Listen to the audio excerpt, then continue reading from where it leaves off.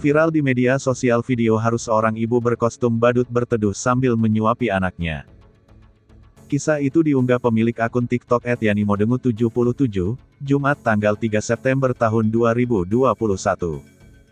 Perekam video membagikan kisah saat ibu dan anak itu berteduh di pinggir jalan. Mereka duduk di pinggir jalan saat kondisi sedang hujan deras. Kisah viral itu dibagikan oleh Maryani asal Banjarbaru, Kalimantan Selatan. Maryani bertemu dengan ibu berkostum badut itu pada Kamis, tanggal 2 September tahun 2021. Namun, dirinya tak sempat menanyakan nama si ibu. Saat itu, ia dan timnya sedang mencari orang yang layak untuk dibantu. Maryani memang sudah sering berkeliling menyalurkan donasi sejak April tahun 2021 lalu.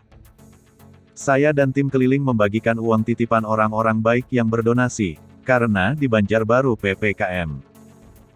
Saat membagikan, saya ketemu sama ibu badut itu, ujarnya kepada Tribun News, Kamis tanggal 9 September tahun 2021.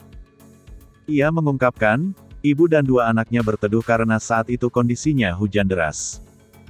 Mereka berteduh karena hujan sangat lebat dan mau maghrib, ungkap dia. Maryani pun membenarkan, dua anak kecil itu merupakan anak kandung dari si ibu tersebut. Dirinya lalu menjelaskan alasan ibu itu harus mengajak dua anaknya bekerja.